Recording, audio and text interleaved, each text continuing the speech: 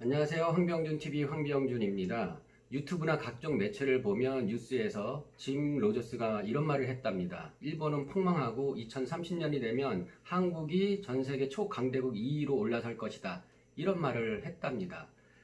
그래서 그게 진짜였으면 얼마나 좋아요. 그리고 그 진위를 알고 싶어서 이 책을 샀습니다. 짐 로저스 앞으로 5년 한반도 투자 시나리오. 부산 런던을 달리는 철도가 연결되는 순간 세계 투자 지형을 뒤흔들 것이다. 짐 로저스가 세계 3대 투자자인데 이 사람이 그런 말을 했을 당시에는 뭔가 원인이 있을 거 아니에요. 그리고 뭘 보고 그렇게 했나 궁금도 하고, 그래서 알고 저도 읽고 그 다음에 이 소식을 여러분들한테 이제 전달해 드리려고 합니다. 그 전에 제가 책을 읽은 거를 리뷰를 할 때 제 생각을 좀 많이 가미해서 얘기를 했는데 이거는 제 생각을 가미하면 안 될 것 같아요. 그래서 이분이 한 얘기를 제가 직접 들려드리겠습니다. 제가 책을 읽으면 책을 읽을 때 중요하고 마음에 드는 문구가 있으면 볼펜, 빨간 볼펜으로 줄을 거나요. 그런 다음에는 시간이 날 때 그걸 다 노트에다 옮겨 적습니다. 그러면 한 번 더 생각을 할 수 있고 더 이해할 수가 있고 더 제 것으로 저의 지식으로 만들 수 있다는 생각에 그렇게 했습니다. 그래서 저도 이 책을 읽으면서 계속 밑줄을 쳤어요. 그 밑줄 친 거를 제가 오늘은 읽어 드릴게요. 그냥. 그리고 판단은 여러분이 하시는 거죠. 2030년이면 10년밖에 안 남았습니다. 근데 우리나라가 지금 경제 규모로는 11위를 차지하고 군사적으로는 5위 안에, 군사력은 5위 안에 든다고 얘기를 하는데 과연 이게 신빙성이 있는 말일까? 그러니까 제가 중요한 부분 밑친 거를 여러분이 듣고 여러분이 한번 판단한 다음에 앞으로 우리나라가 초강대국이 되면 나는 어떻게 해야 될 것인가를 한번 고민해 봤으면 좋겠습니다. 워런 버핏, 조지 소로스, 짐 로저스, 이 세 명을 세계 3대 투자자라고 말을 하고 있죠. 짐 로저스는 1942년 출생으로 로저스 홀딩스하고 비랜드 인터레스트 회장으로 있습니다. 그리고 예일대에서 역사학을 전공했고 옥스퍼드에서 철학, 정치, 경제학을 전공했습니다. 1969년도에 조지 소로스와 퀀텀 펀드 설립을 했고요. 10년 동안 4,200%의 경이적인 수익률을 기록을 했습니다. 1990년, 1999년 두 번의 세계 일주를 했었고 168개국, 35만 킬로미터에 달하는 여행을 통해 새로운 투자 역사를 쓰기 시작했습니다. 그리고 오랫동안 주시해온 한반도 시장에 일어난 변화를 강조하며 향후 10에서 20년 사이에 세계에서 가장 흥미로운 나라가 될 한반도 투자론에 힘을 쏟고 있다. 이 책은 공저예요. 배구진이라는 서울대 경제학과 그리고 동아일보 포브스 코리아 이코노미스트 기자를 했고 편집장은 여기만 지금 현재는 하나투자증권 편집위원으로 있는 배구진 씨하고 같이 공동으로 책을 썼습니다. 첫 번째 밑줄 친 거, 작은 파도를 보지 말고 바다 밑에 흐르는 해류를 파악하라. 우리 책의 이제 구성은 제1장 위기를 만나지 않는 투자란 없다. 역사의 리듬을 따라 거리에서 답을 찾는다. 다른 사람의 말은 모두 틀렸다. 호재를 얻으려면 아무것도 하지 마라. 질문이 없는 투자는 반드시 패한다. 열정을 느끼는 일에 돈은 반드시 따라온다. 제2장 세계 유일의 분단 국가를 주목한 이유. 우리 한반도를 얘기하는 거겠죠. 제3장 2020년에서 2040년 한반도 경제통합 시나리오. 제4장 경제통합 한반도 투자의 미래. 제5장 앞으로 5년 신글로벌 투자지형. 황소를 쓰러뜨릴 베어마켓이 온다. 트럼프가 불러온 보호무역의 먹구름. 베어마켓이라는 거는 주식에서 하락장을 말해요. 가라앉은 일본을 경고한다. 중국의 거침없는 대북 굴기와 그 이후. 러시아에 대해 낙관론으로 돌아선 이유. 특정 나라에 투자하는 몇 가지 판단 기준. 평균 연령이 젊고 규모가 큰 인구 지표를 가졌는가? 교환 및 가격의 통제 조건이 없고 통화가 안정적인가? 높은 관세를 적용하는가? 강력한 보호주의를 펼치고 있지 않은가? 외국인의 토지 소유를 엄격하게 제한하는 식의 경고 신호들이 있지 않은가? 이외에도 기본적으로 저축과 돈이 있는 채권국에 투자한다는 기준을 갖고 있다. 짐 로저스는 이러한 기준을 갖고 투자를 한답니다. 근데 우리 같은 서민들, 일반인들은 어떻게 투자하죠? 어느 선배가 주식을 상장시킨대. 야, 요번에 그 주식 문재인 주가 폭등하고 그런데 황교안 주가 올라. 우리는 그런 식으로 투자를 하죠. 그래서 이제 선수하고 프로하고 우리 아마추어들은 거기에서 차이가 나는가 봅니다. 북한은 노동력과 천연자원, 남한은 기술을 갖고 있다. 2019년 9월 기준 한국의 10년 만기 채권 수익률은 1.437%. 그리고 일본의 10년 만기 채권 수익률은 0.25%. 여기에서 일본하고 우리나라가 이제 채권 수익률에서 차이가 나고 있죠. 로저스는 현재 저평가진 투자처일지라도 앞으로 긍정적이나 판단된다면 과감하게 투자한다는 나의 원칙을 갖고 있다. 즉, 자본과 상품, 각종 원자재를 비롯해 온갖 정보들의 세계적인 흐름을 분석해 누구도 투자한 적 없는 새로운 시장을 찾아내어 과감하게 투자하는 것이 투자 성공의 요인이라고 생각한다.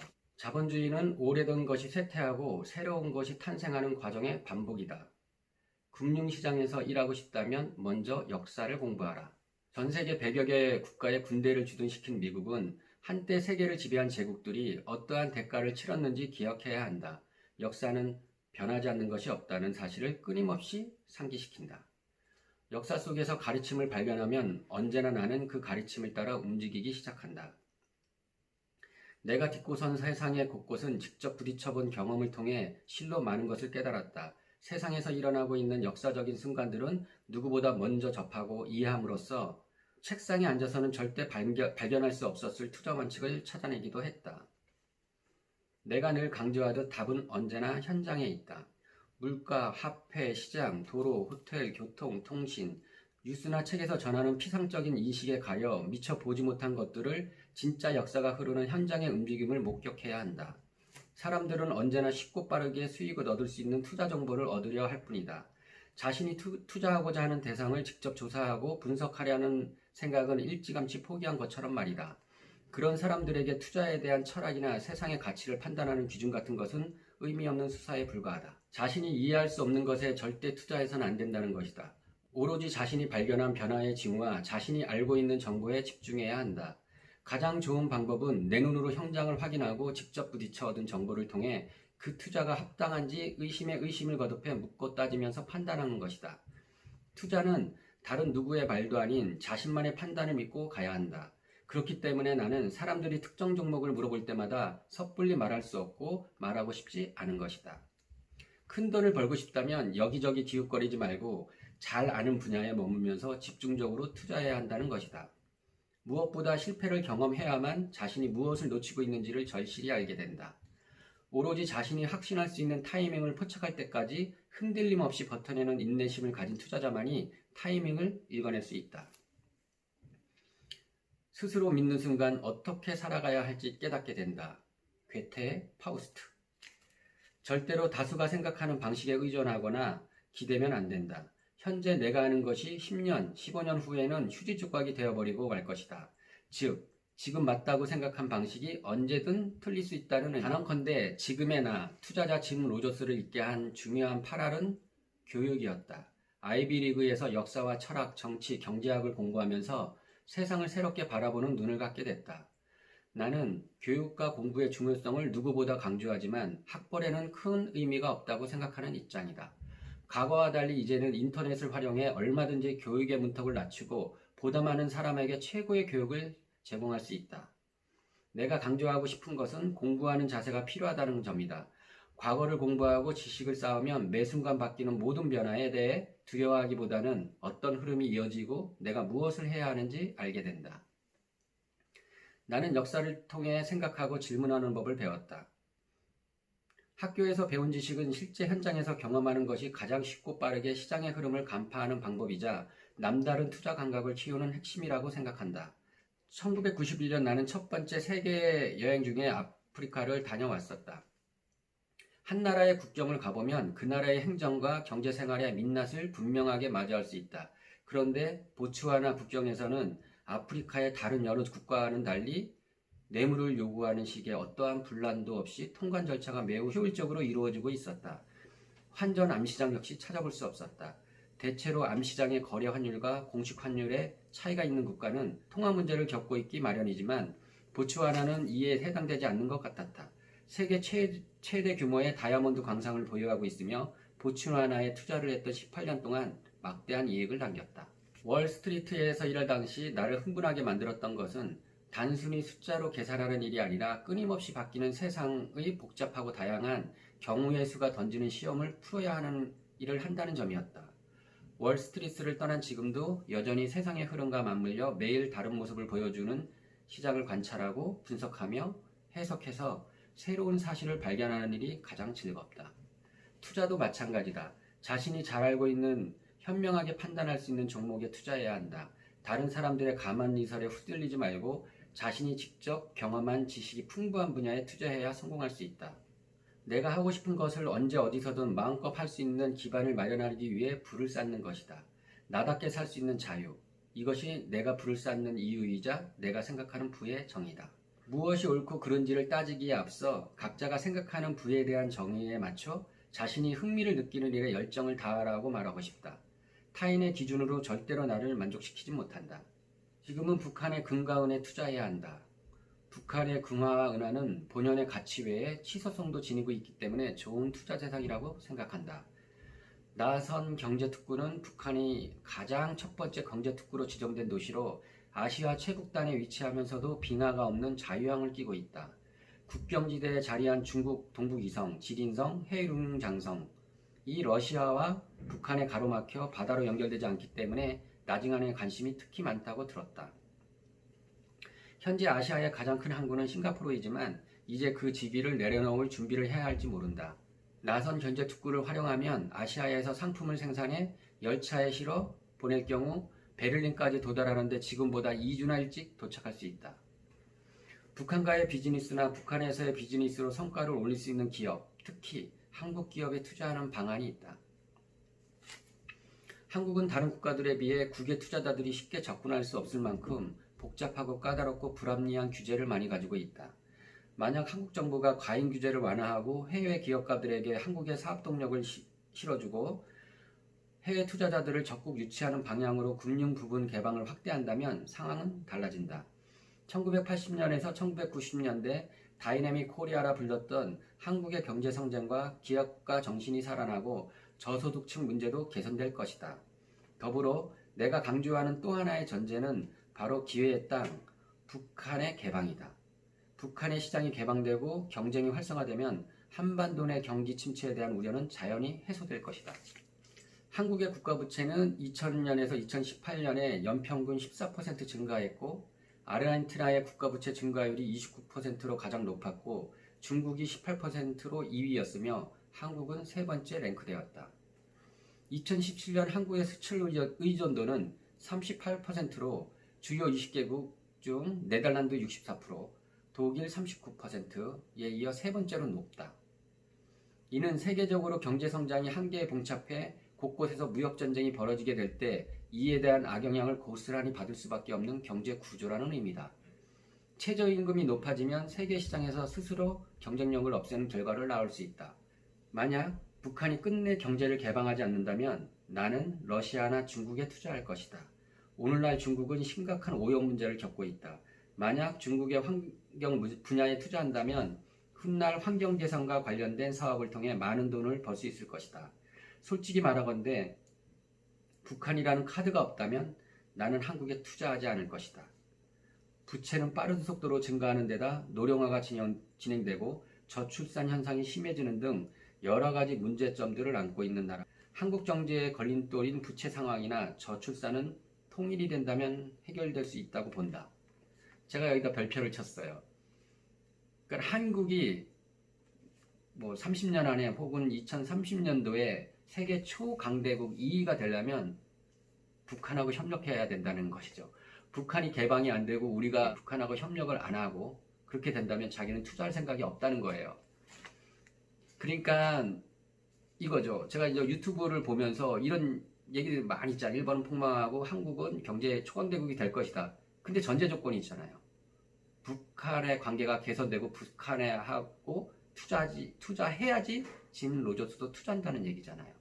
한국은 북한이 개방되면 철도와 항만의 건설을 통해 일자리가 급격하게 늘어나는 효과를 얻을 수 있다. 현재 북한의 농업 생산이 낮기 때문에 한국의 기술력을 더한다면 농업이 한국 경제를 이끄는 새로운 주축이 될 수도 있다. 템플턴의 투자 원칙. 템플턴도 굉장한 유명한 투자자죠. 비관론이 극에 달할 때 투자해라. 이것이 나의 첫째 원칙이다. 매수하기에 가장 적절한 때는 바로 거리에 피가 낭자할 때다. 투자자들이 완전히 빈 유리잔을 볼 때 나는 가득 채워지길 기다리는 유리잔을 본다. 단 나는 남북한 정부가 경제개발을 위해 정부가 앞장서서 협력을 내세워 움직이려는 시도에 대해서는 부정적이다.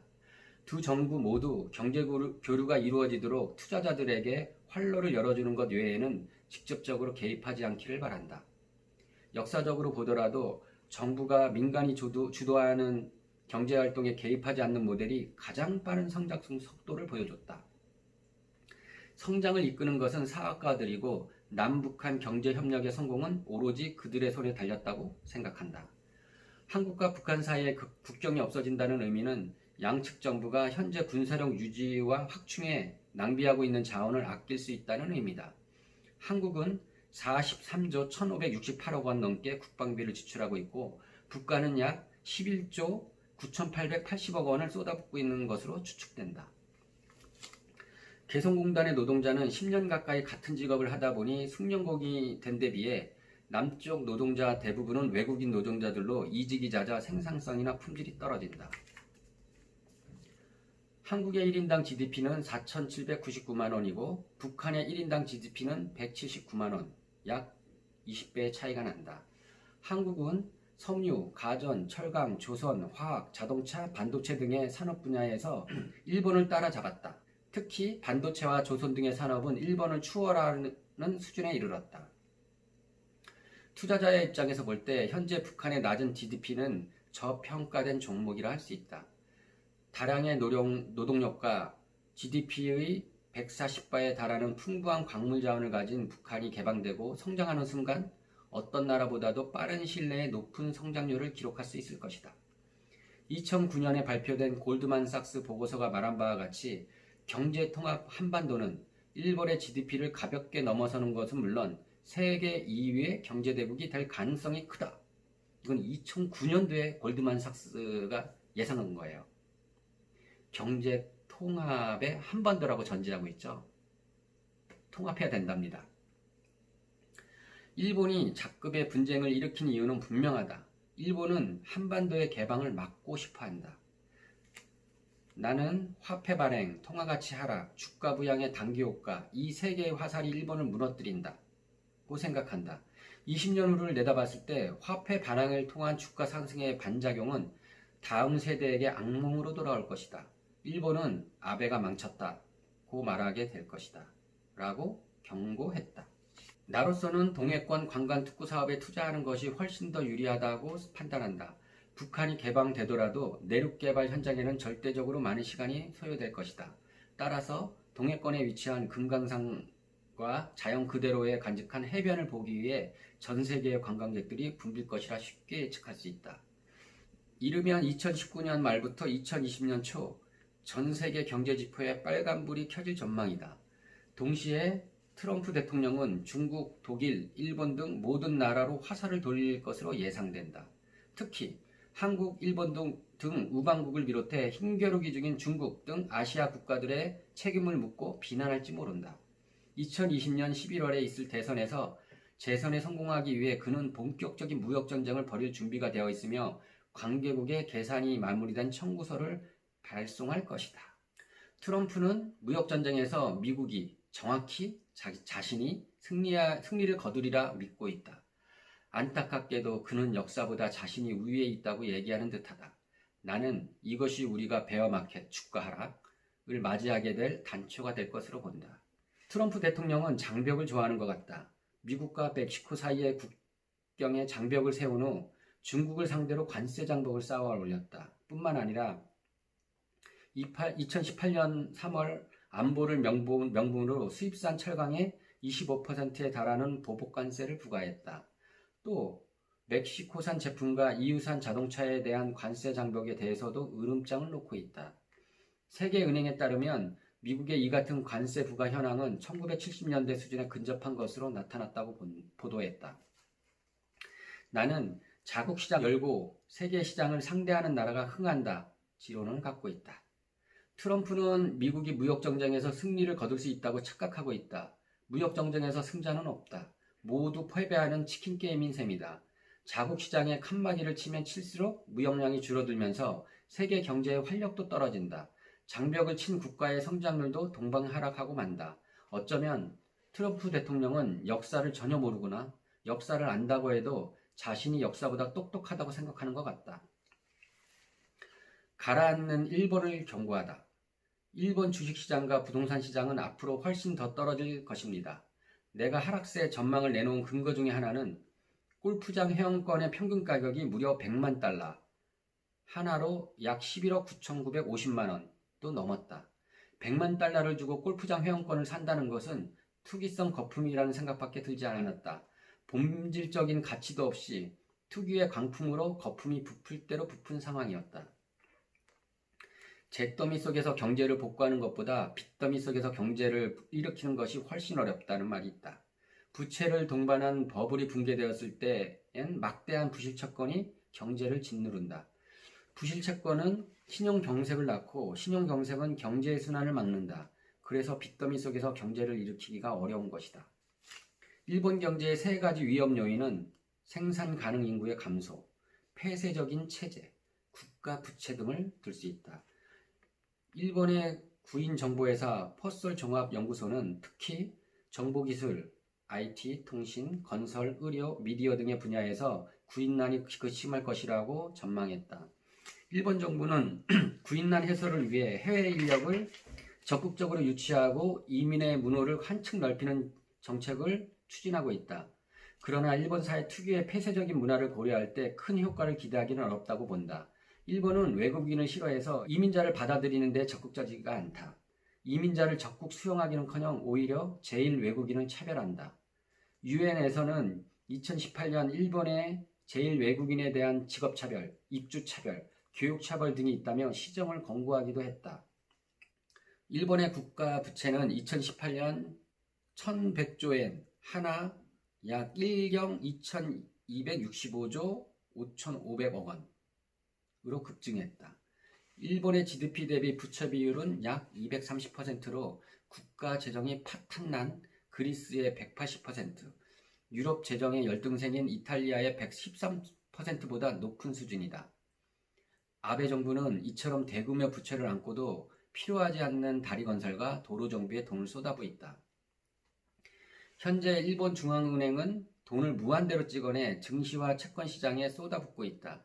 특히 그 돈으로 일본 주식과 국채를 사들이는 데 있는데 현재 일본 중앙은행은 돈을 무한대로 찍어내 증시와 채권 시장에 쏟아붓고 있다.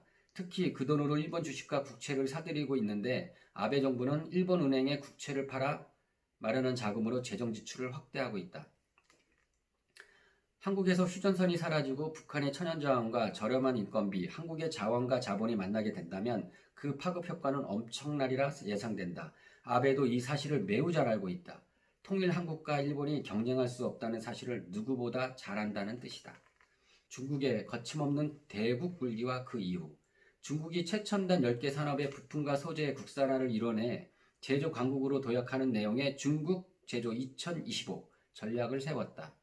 2020년까지 국산화율을 40%를 늘리고 2020년까지 70%로 끌어올려 2025년에 한국을 능가하고 2035년에 독일과 일본을 그리고 2045년에 미국을 능가하는 것을 목표로 삼았다.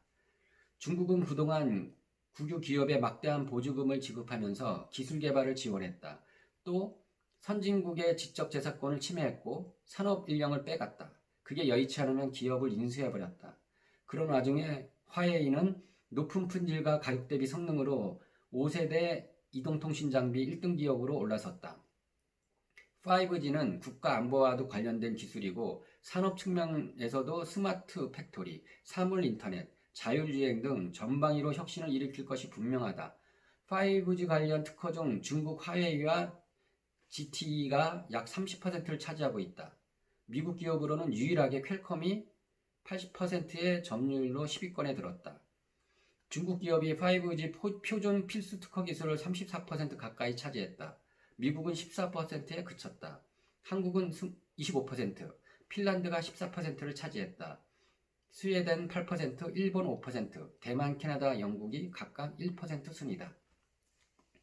중국의 내재된 리스크는 낮은 출산율과 증가하는 부채, 나를 세계 3대 투자자 반열에 올려준 한국인들에게 감사한다. 그러나 내가 한국에서 받고자 하는 평가는 통합된 한반도 경제 비전을 제시한 투자자라는 것이다. 한때 세계에서 가장 역동적이었던 한국 경제가 북한 경제와 통합해 펼쳐 보일 변화를 예측한 투자자라는 것이다. 한반도를 중심으로 일어난 그 변화가 미국과 중국, 러시아를 넘어 전 세계로 뻗어나가리라 믿는다.